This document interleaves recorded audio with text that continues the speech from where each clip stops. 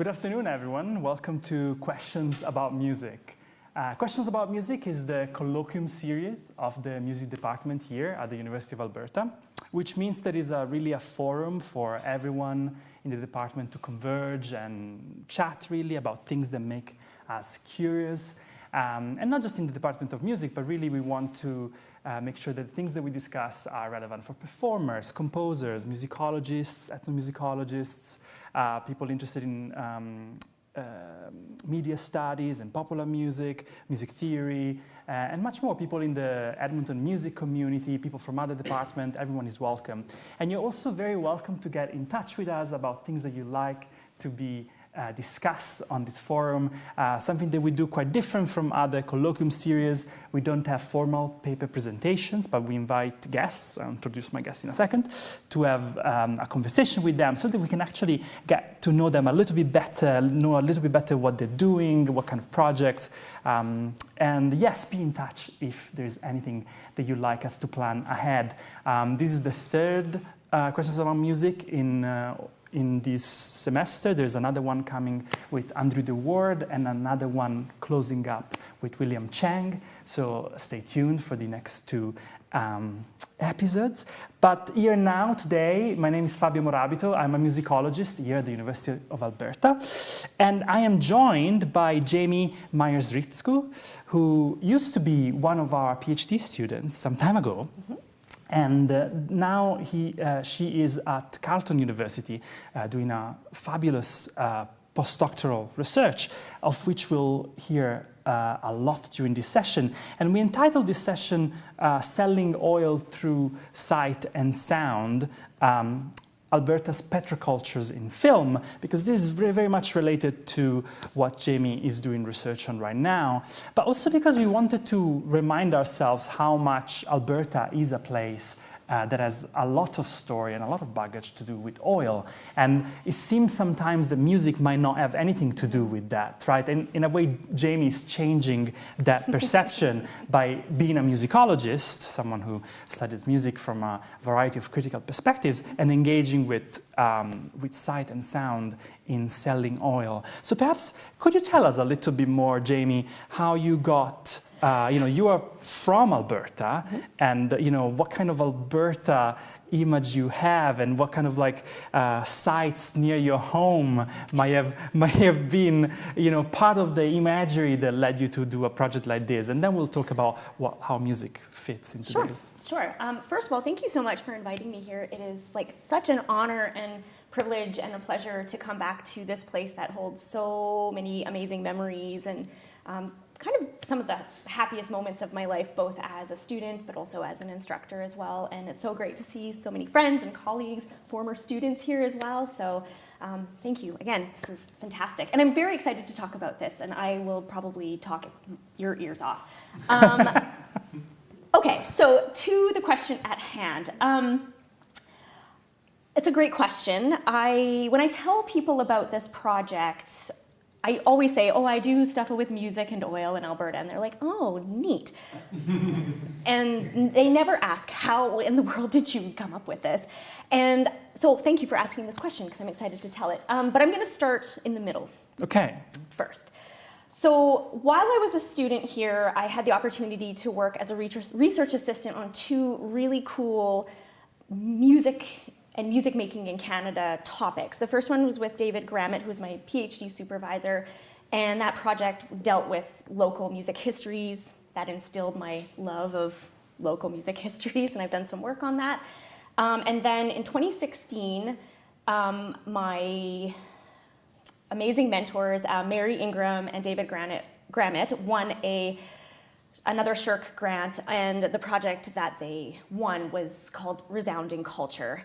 And the idea behind this project was to go through all of the University of Alberta databases that we have access to and create an online portal where we would pick and choose in the first phase of it, pick and choose certain objects from that and then put it in this portal, and then the researchers who say, I want to do a project on Métis fiddling, they could go to our portal, and then that would pull objects from across all of the databases instead of having to go to each and every one individually. So it was a ton of work. It was a 4-year-long project. I worked on it until they ran out of money. And part of As usual for this project. I know, it's so annoying that it ends. But part of my job as a research assistant was going through all of the databases here at the university, things like Peel's Prairie Provinces or the Alberta Folklore Collection, as well as many, many others, and go through and find anything that spoke about music and music making in Canada. And it could be textual objects, it could be images, it could be sound clips or files, anything. And I recorded all of them in a very extensive spreadsheet. And so, of course, if you're going kind of painstakingly through all of these objects and reading through all of them, you tend to find some pretty interesting things. And so I started finding these digital objects that related to extractive industries, like coal, of course, is a big one. It's kind of related to Canadian folk music. Logging, of course, is another one. But then I started to find objects that related to music that dealt with gold and like Klondike stuff. And I was like, well, that's interesting. And then I eventually came across this song called Oil Millionaires, which was written and composed by a local Edmonton woman in the 1950s. And it was part of these Devon oil shows in 1951, or it was performed in 1951 at the Devon Oil Show. And because in case people didn't know, there was an oil show. 2 oil shows. In Devon. In Devon, Alberta, just down the road. I know, it's wild. And so that really excited me because I'd never seen anything like that before in all of the things that I've looked at in terms of local histories and Canadian music histories. So I decided to create my own little document on the side, and I said, as soon as I'm done writing my dissertation on Liszt, I will come back to this and see if there's something there, maybe a conference paper or something like that. And so the project wrapped up. I had all of these kind of weird little objects, and then I promptly forgot about them, of course. And then during this time, I also was introduced to this concept of petrocultures, and this was largely through my partner's colleagues in English and Film Studies, because the concept itself and the petroculture study group that started here in 2010 was spearheaded through one of my husband's former professors, as well as some of his colleagues in grad school. And so I knew them as well. I went to Christmas parties with them. So I was like, oh. Should we say what petroculture is before going too far into this? So petrocultures is, the Cliff's Notes version is, petrocultures is this idea that we as a global society are deeply connected to oil, not just through the material aspects like our automobiles, our technologies, our cosmetics, our plastics, but also through how we understand our values, our morals, and how we go about existing as a culture. And so when it kind of veers into that territory, all of a sudden you can get into these ideological tangles around issues with race, power, other forms like identity subjects and things like that. But really at the end of the day, it's talking about the parts of oil cultures that we often don't think about, how it shapes who we are and where we come from. And the values that we have. Yeah, which I think it's so important. What you just said to me is like calls for the humanities and even music studies to engage with this, because if we are connected through oil in surprising ways, perhaps it's not so surprising. It's not just the artifact that you found.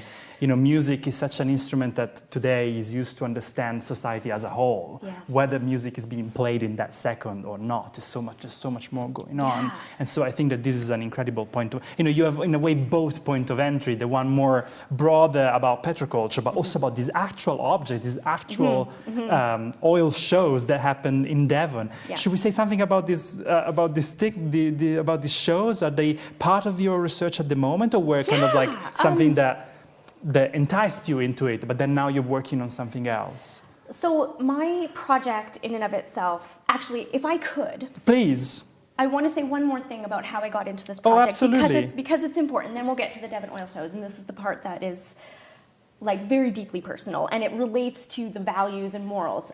So I finished the research, I finished my dissertation, I went through a period of intense depression after, and I was like, what am I gonna do with my life? And then I was like, oh, petrocultures and these weird songs. And so I started to like look more earnestly into it.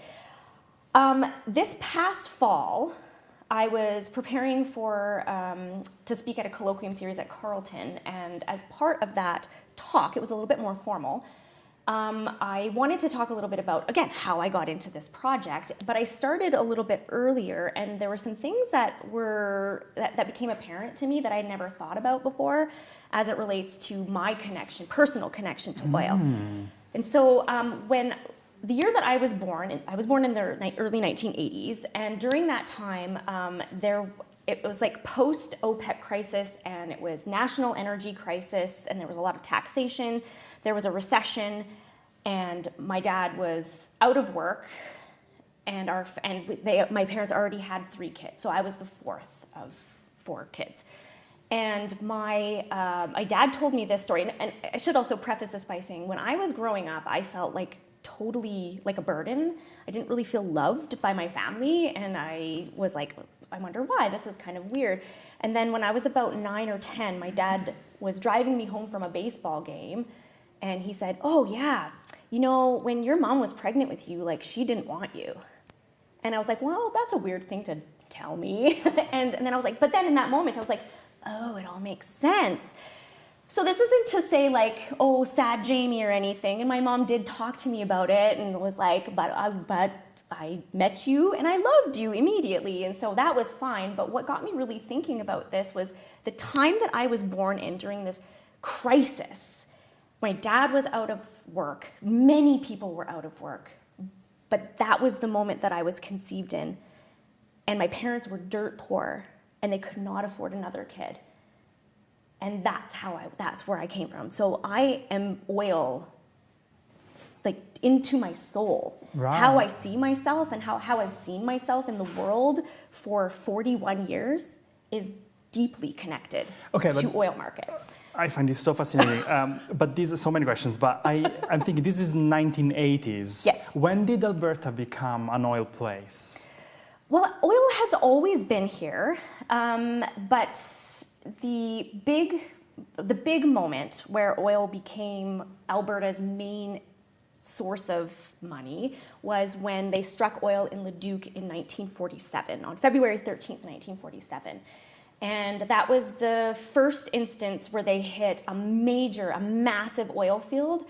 And then through that, exploratory drilling ramped up. And so then they found oil in places like Redwater north of us. And then the biggest fields actually are in Pembina, which are out by Drayton Valley. The tar sands, they didn't start really developing that until the late 1960s because they hadn't had the technology to refine that oil, because it's very hard to extract the oil from the sands itself. And so the technology required for that needed a lot of engineering, brain power and stuff like that. But so the tar sands, they started to develop in the 60s, and then they really ramped up production in the early 2000s when the US invaded Iraq, and then it became seen as more economically viable to ramp up production up in the tar sands. So the 60s was this kind of like development, and then the 70s was kind of like a little bit of a golden age, right? For a bit, and then the OPEC crisis happened, and then that's where you were born, and this I understood. Yeah, very much shaping your. But it was like, and honestly, it was like, oh, I understand myself so much better now that I've made that connection. It was better than any therapy session. It was awesome. Research can do miracles, people. Why pay a therapist? Do a PhD. Or do a PhD and then pay a therapist. Exactly. Yeah, but I don't know, it was like, does it really, well, I think it does change the way that I approach this topic and my engagement Of course. with it. Just coming with that understanding. And I don't blame anybody, and I'm certainly not the only person who was born in a time where it was really hard to feed children. But it's, that's part of my experience and part of how I've engaged in It's this. so interesting to Yeah. see how you got into this, but now I'm so curious about, now you have these objects, you have this personal connection. What are you doing with it? Like, are you zooming into this Devon oil show, or because I'm sure that you want to find a musical connection Yes. to discuss as a musicologist. So where's music in this? Well, you bring up a great point about the Devon oil shows, and I know that you came to my paper on it. You shouldn't have said, it was a secret. Sorry. But that actually, yes, that was my first instance moving into this kind of oil world. And as I mentioned, it was largely because of Sean in the library. He co-wrote an article that was talking about the music, the Walter Sluizer's sheet music collection here that they're currently digitizing. And so he came across it and was like, this is weird. So he wrote about it in this article, and then I picked up on that because I just thought it was so fascinating. But I approached it less about the history of this collection of music and more about what these oil shows represented and what this really kind of funny song is talking about. The song itself is a dialogue between waitresses and oilmen. So imagine the 1950s, and these men walk in, and then the waitresses are like, oh, we have a special, this is how much it costs. And the oilmen sing, oh, we're so rich now. So, give us the best thing you've got. And so the waitresses are like, well, we've got $1.85 steak you could have if you want. And the men are like, yes, because I'm rich now. And so it's hilarious. And the music is very simple. And it's not the best composition on the planet ever. Sorry, Marie Wills, I'm sure you're not alive anymore, but sorry about that. But what it represents at that time, at this age where Alberta was all of a sudden not seen as a have-not province, but as a have province, was huge. It represents this social fantasy that oil is not only, or the money made from oil is available to all, but oil is pretty much everywhere, and you could toss a pin in the ground and then a gusher of oil would come up. That was the attitude in Alberta in the 1950s at the time of these Devon oil shows.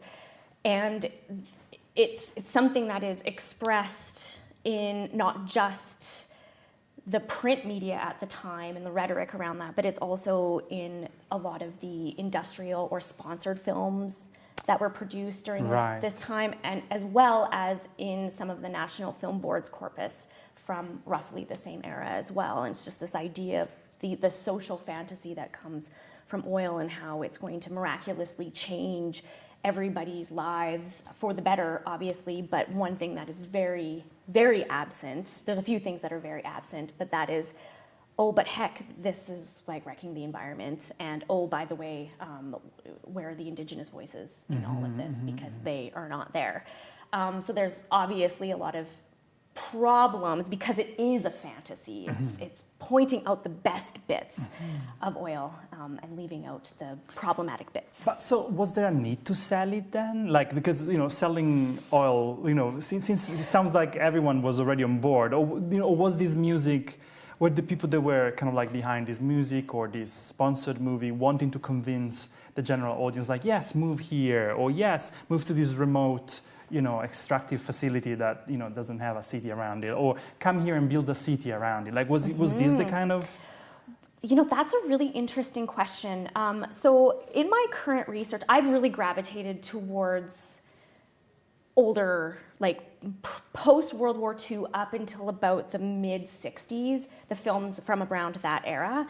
And a lot of them are these sponsored films. And so these were films that were produced and sponsored by oil companies. So there's going to be an inherent bias in all of them. And what I find really interesting about this need to sell oil, I think that there was always a need to sell oil. Because that is how people make money. And how capitalism works. And how, yeah, exactly. But the way that they go about selling oil isn't about isn't necessary. Now, there are advertisements too that are much more blatant in their marketing strategies, but in some of these films, they're not saying, go out to my Esso station because I've got the best gasoline ever, but they're saying, look what we have drilled from the ground, and look how it is a new harvest that we can tap into. And now all of a sudden, this beautiful wheat field around Leduc especially, and there were a number of films that were centered around the Leduc strike. Now we have a parcel of land that is twice as productive because we've got a wheat field on top and we've got a harvest underneath. Oh my goodness, good luck on that wheat.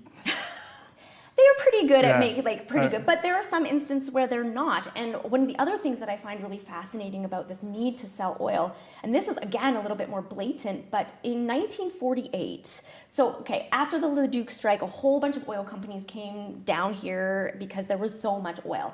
One of these oil companies was called the Atlantic Oil Company, and it was owned by the Bell family and the McMahon family. So if you've been to Calgary, the Max Bell Theatre and the McMahon Stadium, those are those people. And in 1948, in February of 1948, one of their wells, Atlantic number 3, went rogue, which means that they didn't have the safety measures in place to protect or to make sure that there wouldn't be a blowout. And the result of that was literally months of this well seeping oil. At one point, they tried to shove a bunch of stuff down the hole to stop the flow from coming up. That didn't work. And then eventually all of these craters started to develop around the oil derrick, with oil and mud and gas bubbling up from the ground. It eventually got so bad that the derrick fell and caught on fire. And then that fire raged. It took them something like 6 months. Wow. To cap it, to get the flow from stopping. But what's interesting is if you look at some of the visual images or even the moving images from that particular moment in time, the rhetoric around it was not, oh my gosh, look at this catastrophe. And they were literally, it looked like a sea of water, but it was oil just bubbling up. And members of the community recollected that they would go out and wait for the school bus, and then they would look down and their white shirt was just covered in oil from this bubbling. But the wild thing is that nowhere along the line did anybody say, oh boy, I hope that they can grow crops on that land again. No. They were like, oh, look how much oil we have here. Right. Everybody come. It's just flowing out of the ground. Right. And so then nobody talked about the environmental impact or the fact that, who knows how long. I'm not sure if that land was ever reclaimed properly well enough to grow crops on again. So, this is so fascinating. Is your project about the creation of this fantasy then? Partially. Okay, I wanna hear you say more about this. And the other thing that I want to ask is now we have these objects, we have the movies, what kind of questions are you asking? Well, I think the biggest part of this project for me was trying to understand how oil has been sold to us, particularly earlier on. And it's, first of all, this is totally new to me. Like I said, I did a dissertation on list, and so dealing with music and moving image and sound is a totally new thing for me, new methods, new theories that I had never engaged with before. So I feel like I'm also starting off at square one with this. But ultimately, I chose to do this media-related project because I wanted to see, because it was the most accessible and there was the most for it. As cool and as interesting as sheet music is, there's not a lot of sheet music that talks about oil, but there are a lot of films that talk about it. And I think music generally within this broader field of petroculture and energy humanities is the way that music can sound is not something that is really a part of the conversations. But there's certainly amazing work that's being done on documentaries and industrial films and petro films and things like that. But so far the engagement with the music has been quite minimal because none of those scholars have a music background.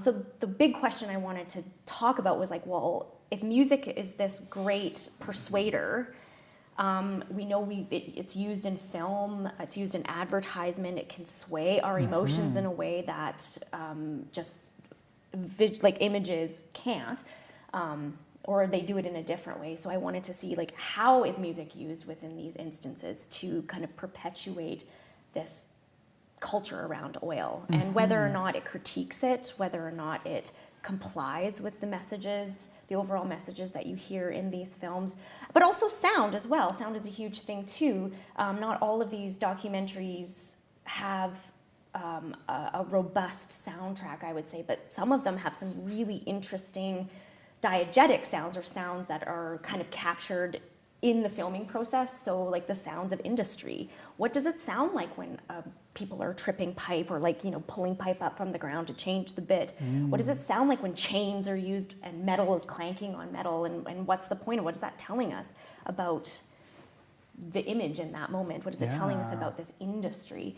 And it's kind of surprising how music and sound is used, and how, how effective it is. Oh, right, yes. In ways that were very surprising to me. And depending on the era as well, the industrial films by, say, Imperial Oil, they tend to use a lot of sweeping strings and a lot of like what I'd call light classical music, or music that was previously composed to accompany silent film, so it already kind of has that cinematic aspect to it. But then films that are produced, say, by the National Film Board, which are, I would say, slightly more artsy, because they had staff composers and they had a huge retinue of people working on them, and the cinematography in them and the sound is, I think, a lot more interestingly and artistically done. But those kind of tell different stories. One of my favorite documentaries that I'm looking at from the NFB is called Roughnecks, The Story of Oil Drillers. And my colleague in the back I've made him watch it with me many times. But there's this really interesting moment in that. So the soundtrack itself, it was by a staff composer, NFB staff composer named Robert Fleming. And the music is wild. Like it's for 2 piano and percussion, which is not sweeping strings. And so it doesn't have that kind of like mellow background music kind of thing. It kind of feels a lot more forward and a lot more thoughtful. But my favorite part of that film is a sequence that takes place at night, and it's capturing the night crew tripping pipe so they can change the drill bit. And the soundtrack in that moment completely cuts out. And so all you get are the sounds of the hydraulics and these clamps that were used to break apart the pipe, and the chains when they put the pipes back together, and it's all like very dangerous work. But it's a representation of the industry, and I look at that and I see the images of these men working in this very dangerous environment, and I see this like valorization of the people working in this on the rigs, the hard work that they do, and boy oh boy, I'm sure glad I am not doing it. And I think in that instance, what maybe the NFB is selling us is that these are typical working class men who are working very hard so that you can have gas in your new automobile, or so that you can have the best cosmetics or plastics or what have you, right? And so that's where we start to enter into this world where sound and music enters into the values and into the cultural aspects of petroculture within these films. Fascinating. And also people, I hope you were taking notes that, Jamie did her PhD using very different methods, very different sources, and now she's retraining herself to do a different kind of research. I think I've said this so many times, but really you need to do this kind of like you follow the trail and you see what's needed. In a way, I was wondering, because you clearly have a media approach, I don't know how much at the end you will triangulate both the sheet music and together with the film, or if it's going to be just a film, we'll see. But but I have this feeling that from what you were saying, you were also talking with local people that have memories of things. It's the kind of project that could have an ethnographic side very easily, of composers or people that were employed by this. It's endless. I could see the kind of direction that it could go. Probably you would have to find, My own family. Yeah. I have family members who have worked or work Wow. in the oil field. So Yeah. actually my brother, at one point in time, he's up in Fort McMurray, but one of his jobs was filling the generators of the foul cannons, you know, the cannons that make loud noises so that ducks and stuff don't fall on or land on the tailings pond. So his job was filling those up with diesel, driving around them. Which I think is like very fascinating. And I'm like, tell me about the sounds, John. This sounds really cool. But Keep a diary. Are you keeping an ethnographic diary? Speak with the musicologist in the room later. You know, I think it would be important, especially if some of this comes from your own conversation with your family member. You know, it would be lovely to see. I think you're very well placed to do this kind of research, also because of your family history and your positionality in this place. And so. Yeah, value. Is this one of the, you know, what you're saying, like how much music plays a part in making this oil something valuable? Aside from value, like, because I was wondering while you were talking, you know, it sounded like you wanted to also have this is a project that today, to me, sounds like it has a certain very clear political dimension and urgency. So what's for you the urgency of a project like this, especially when we talk with this kind of values and changing values too? You know, oil is still very much an extraordinary source for us, but perception has also changed. Alberta is not the Alberta of the 1970s, of the 1980s. I moved here in 2020 and found a very different kind of Alberta, although it is built on some of that, on that richness and some of those fantasies. So I was wondering if you could tell us a bit more about the political angle that you're interested in taking, and where do you see the urgency of a project like this to be? Right. So, I mean, I think with any project where you're dealing with some kind of critical theory, there is always going to be a political dimension to that. For me, the big thing, once I kind of remembered that I had these objects that I had found, it really started around my fear of the changing of the climate. And, you know, I have 2 small children, as I think most of you know in this room. And when I started really thinking about this project, my daughter was like really little. And I'm sure that there was a bunch of fires that year too. And I was already feeling really down and really lonely and depressed and all that kind of stuff. And I just was like, what in the world can I possibly do about this? I'm not a climate scientist. I don't know how to do that. That's not my background. I am just a humble musicologist who wrote about Liszt.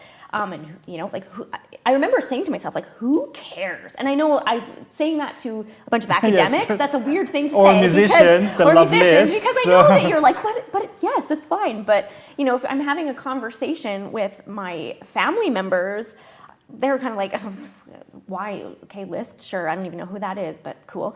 And so for me, the impetus behind it was just this really strong fear of the climate and the changes in climate.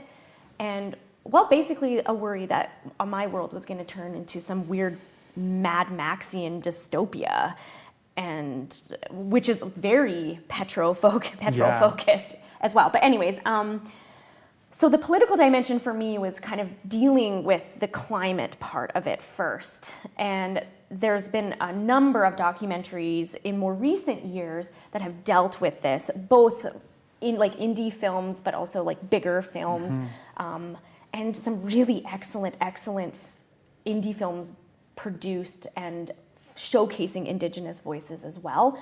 And I just kind of felt like I need to do something.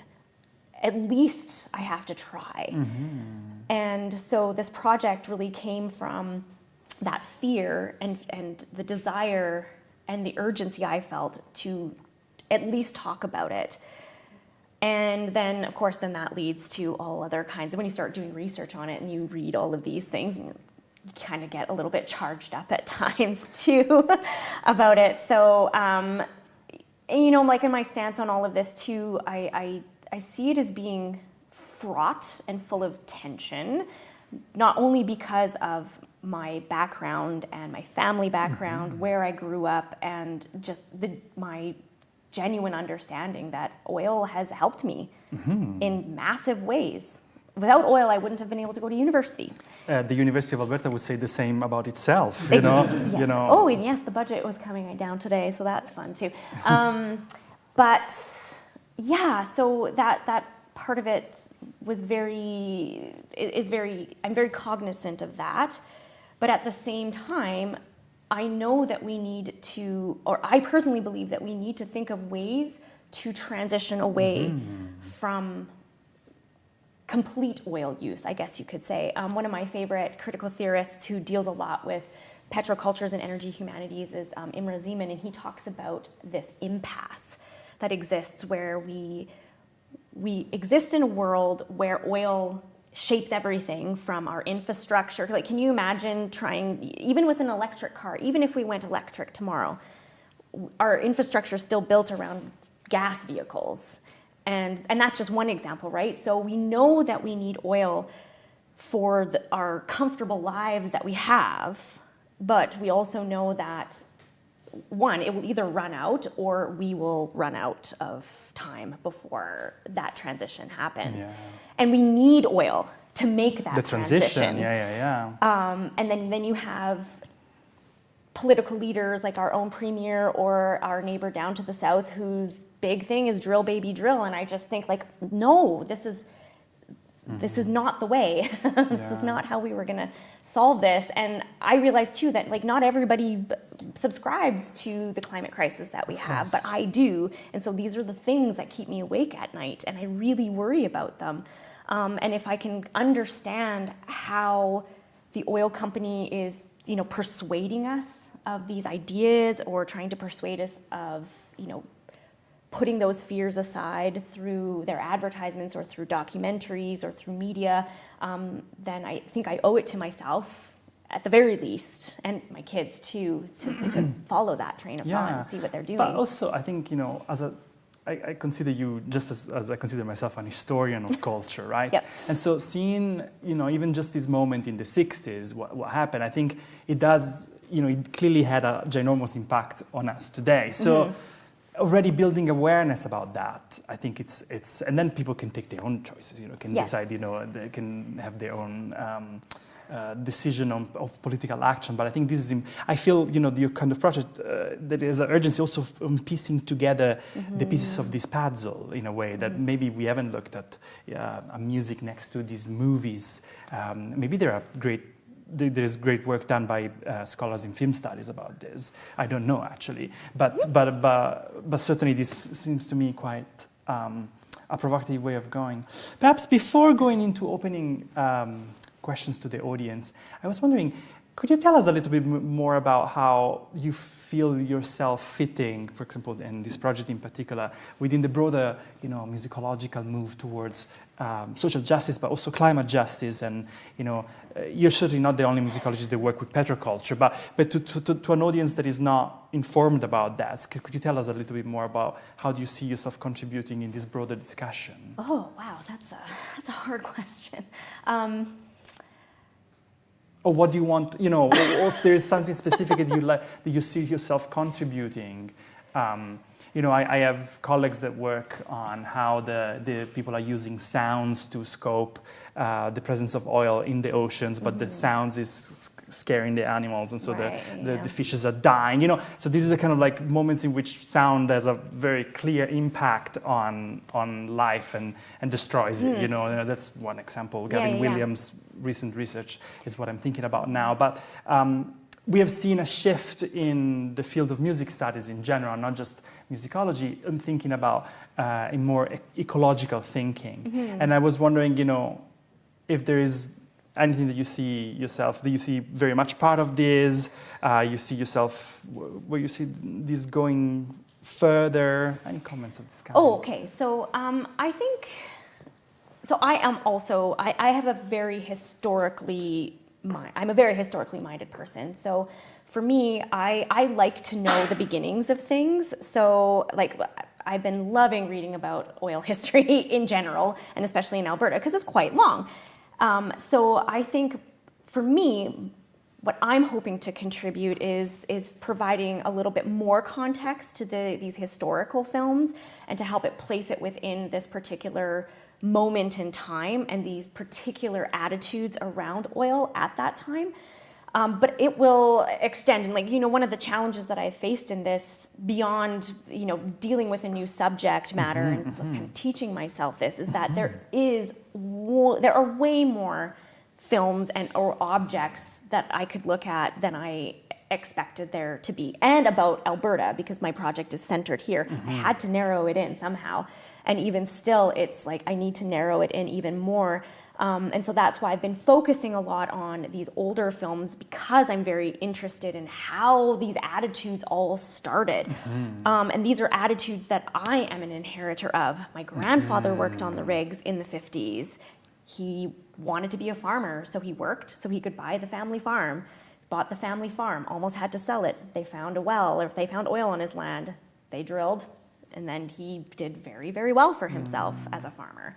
And so those benefits have benefited me down the line as well. And so for me, it's like I liked hearing those stories, and I like understanding the where we have inherited these ideas. But there's certainly movement, I think, maybe for a second book, to talk about later iterations of more current ideas around these aspects of oil and industry, and how film and advertisements are used, and how maybe they shifted and changed. I can't really speak a lot to more current stuff because I haven't looked at it as much. But there are, again, there's a number of great scholars dealing with this type of stuff who've at least unpacked the film side of it. Less so the music side of it. But it's kind of like a holistic, we have really great scholarship that deals with the moving image aspect of it, the cinematography, but not so much about the musical and sound integration. And so I just want to add my little thing to it. I love that. Yes, well, thank you for that. Questions for Jamie from the audience, things that you're curious to hear about Jamie's project, about how she's doing this. Go for it. Just curious about, so you're focusing on Alberta, which is great.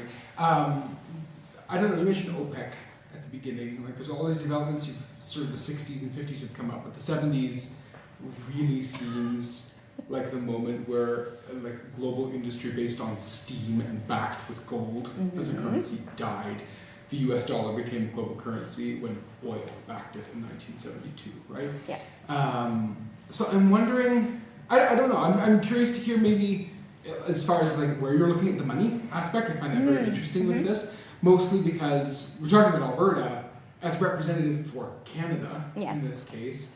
But that, as soon as you say OPEC, should make us think, petrocultures of Venezuela, of Saudi Arabia, of Russia, of Norway, that are all doing these things at the same time. So I'm curious if you've looked at those, or if they've intersected in interesting ways with what you found? Yeah, I haven't really looked at the economic side of things, but I have looked at the historical side of it, and the kind of, speaking of eco-justice and, just justice for people, I've been really interested in the issues around Ecuador that happened with the Chevron Texaco in the 90s, where I don't know if you don't follow Steven Donziger on Instagram or on socials. He is a lawyer who fought for the indigenous peoples in Ecuador, and he won, but then he got. It's an awful situation. He was unjust. He was under house arrest, and he lost his lawyer license and all that kind of stuff. But he fought for these people, and that whole situation. And same thing with the Niger Delta, where you have these oil companies, foreign oil companies, coming in and making an utter mess of the place. And then, but at the same time, you have these communities who have relied on that area for food and for fishing, and then they can't, or they become very, very, very sick. Well, another example of that is, of course, Fort Chipewyan, north of Fort McMurray. And we know that tailings have been leaking. There was a really big thing a couple years ago about how Imperial Oil didn't tell anybody that the tailings were leaking, and it seeped into the groundwater, and then eventually, and they denied until they couldn't deny anymore because it was fact.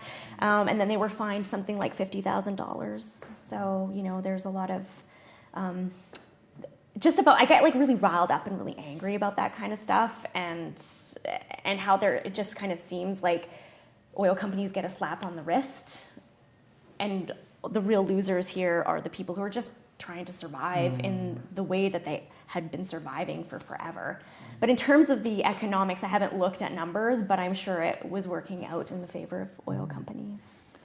I love when you're saying that you get riled up about this, because I think that the effective energy of the research is part and parcel of what we do. So I'm not necessarily against the fact that you're getting, absolutely, no. And in fact, I would love that to have an expression in the formats of your research. I wonder if at some point we'll see Jamie screaming or something. But I don't know if that's the right thing to say. But you know what I'm talking about. Yeah. For that to have a voice, to have an expression. Yeah. Other questions for Jamie? Yes, please. I had one, yeah. When you mentioned the Leduc strike a couple times, I was thinking about how that term, in most economies and most contexts, would mean a labor strike. But in a very specific Alberta context, that like it sounds like where you're finding music, it's in industrial film, and there's no. Why does oil seem to not have some kind of class antagonism? That workers don't seem to strike in oil contexts, whereas coal miner songs, massive archive of those. Yeah. Or transit worker songs, massive archives of those. I wonder if it's, and I actually don't know the answer to this, but I kind of I have a suspicion that they don't unionize, for one, and I could be wrong about that. So maybe that's part of the issue, but maybe it's also we have less years of this industry to go behind. But one thing that I have noticed, and again, this is anecdotally speaking here, but having grown up here, people who work in the industry or who we might just say are pro-oil, they will never say anything bad about oil at all, or the companies that they work for. Never, ever, ever. A lot of money. They do, but until they don't. And so I think that maybe part of it is just the lack of history we have in it. And I have to check into their union things, because I don't think that there been any oil strikes in Alberta ever? Not that I can think that's wild. of. There was a question down there, and then we come. I want a clarification. Oh, please. I'm a newcomer to the conversation, sorry. But when you say Leduc strike, is that the Leduc when we struck oil? Yes. Yeah. Okay. Yeah. Because I didn't hear of another kind of strike. Yeah. Please. Hi. Jamie, you promised me it was going to be provocative, and you seem very status quo to me. So my goal right now is to be provocative and to get thrown out by the scruff of my neck here. So I'm Bill Anderson. I'm professor of pop culture, philosophy, and religion at Concordia University, but I'm also a journeyman millwright by trade. So I did 95% of my apprenticeship at Suncor in Fort McMurray. And I used to listen to those bangers going off. And it's propane, I think, is actually what causes the bang. Jamie and I spent a lot of time together because I make really good coffee. And I've seen these films, they're fabulous. But as you also know, I believe in the importance of the sacredness of scholarship and objectivity insofar as it is possible, and complexity and nuance. And that's the importance of theory and method. They act as checks and balances to our prejudices and subjectivity, and starting with a political agenda, because it's not all good, it's not all bad. And that's a problem with a thesis, or starting with a political agenda. It skews a scholar's interpretation of the data. And I think it's important to analyze the data as objectively as possible through theory and method to make sure that there's checks and balances in there, and then just let the data speak for itself. Because, I mean, you could even drill down into, for example, I love that National Film Board film because it reminds me of my family, and you showed me the menu from the Oil Club or whatever it was, and it was fascinating. I'd be really interested to see, for example, the reflection of 1950s or 60s culture in that music, in that song. So, for example, my mom smoked a pack a day, and smoking was very common. It's a part of a larger ethno-cultural milieu and provenance for that material. So, but I would always like to see careful scholarship that understands complexity and nuance. And I mean, I think you're very fair. I mean, we've had tons and tons of conversations about this, but we wouldn't be here without oil. Right. Yeah. Oh, yeah. Absolutely. And I'm not denying that. And that's where that tension comes in as well, because I recognize that. I don't want to vilify people who work in the industry. I'm not suggesting for a second. Yes, right. I think you take a very balanced approach to it. Thank you for that. To answer kind of, Scholarly balance. I think to answer your question in there about understanding the cultural milieu of that period, I've been watching these films and kind of dealing with the larger theory stuff. So I'm still in the collecting phase for all of this.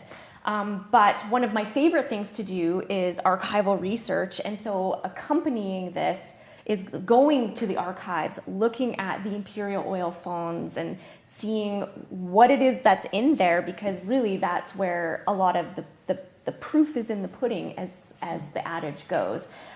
So I do like to try to understand the period that I'm talking about within those terms, but I'm also in the privileged place of being able to look at it from 80 years, 76 years later.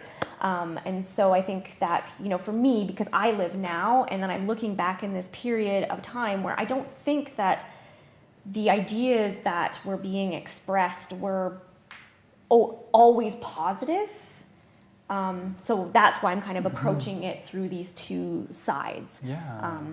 I think that that's really important, and it can cause a lot of problems, and all it does is add a lot of tension to it, because they think of life very differently than I think of all of these things as well. Of course, yeah. But it's just something that I also just really love archival research, so I just want to go into the archives all the time, find this stuff. Other questions for Jamie? It could be also less oil related and more to do. No, but because I see graduate students in the room that might have a question that has more to do more with the methods or with the challenges of this kind of research. Yes, please. Hi, Jamie. I'm Crystal.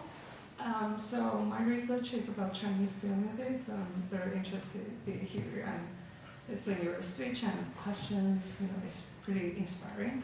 And I think my question is not like a question, it's like more kind of like concern about you. When you do kind of like crossroad from classic music to film music, and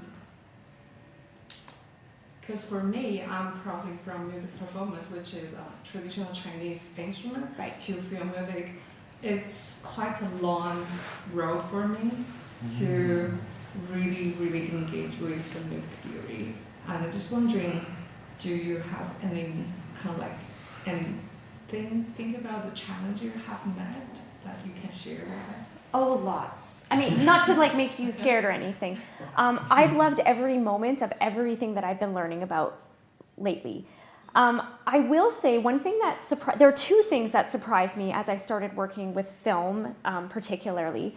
The first was that the divide between looking at and analyzing Liszt's symphonic poems and analyzing film and sound in film are not actually so far apart. I use a lot of the same, because I do semiotic analyses and narrative analyses and those types of things. I just have an extra medium that I'm, the visual medium, instead of like notes, I guess you could say, or like a preface or something like that. But the programs. same, exactly, the program. So I'm still working within those, finding those same signs and symbols in that way. But the other thing that I noticed that was really helpful for me was I took up photography a few years ago, and that process of composing a shot, working with light, with or exposure, clarity, that type of stuff, has really helped me understand cinematography differently. And so now I watch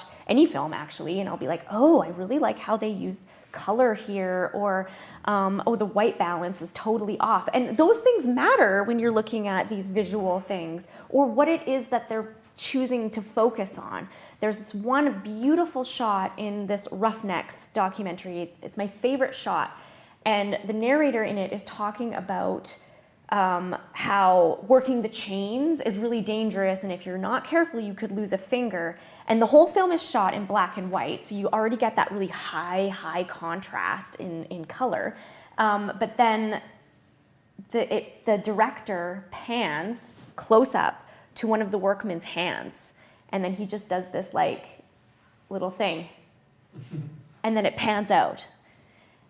And like, to me, you might look at that and go, okay, neat. But I see that and think it's directly referring to the sounds of the chains and the danger of it and what the narrator just said. And then it's showing us as if we can imagine that hand without fingers on it. Or looking at the hand and being like, oh, he's got all of his fingers on it. So he's good at his job. He's good at it. So far, no mishaps. So those are the things that have really helped me. So maybe I would just say, or encourage you to, when you get into something, maybe you might find connections to your past life as a performer into how you analyze film. Because I think sometimes these things are not so far apart from each other.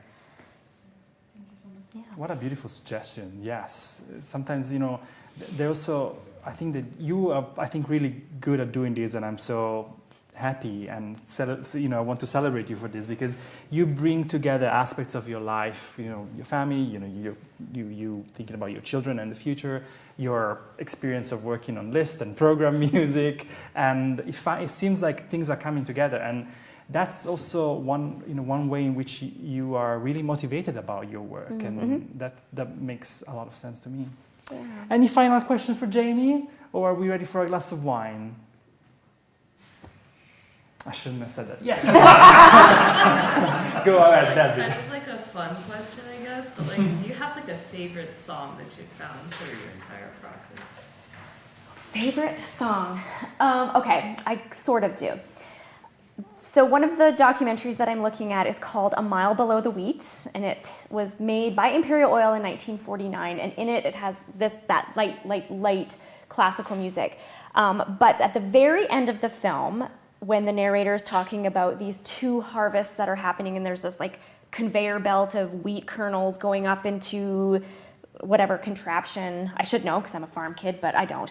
And then they juxtapose that with oil flowing out of a pipe onto the ground, and so it's like, look at our harvest, it's amazing. The song that plays is by a composer named Archer, and it's called Barwick Green. And you might actually know this. Oh no, sorry, his name isn't Archer. I forget what the composer's name is. But that song is the theme song for the BBC soap opera, The Archers.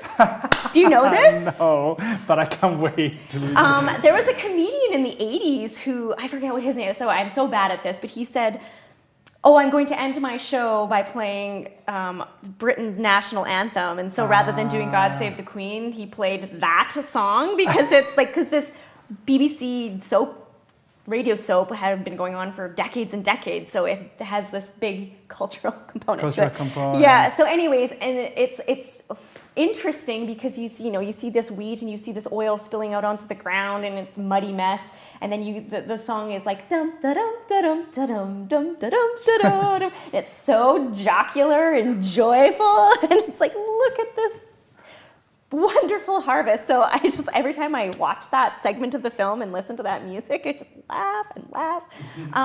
And again, it's telling us something about the story about what this oil company wants us to know about oil. Or to feel about oil. Or to feel about oil. Yeah. It's very joyful. How do you feel about a glass of wine now? I feel excellent about a glass of wine. Let's thank Jamie one last time. Thank you. Thank you for coming. Well done. Thank you, friend. Excellent.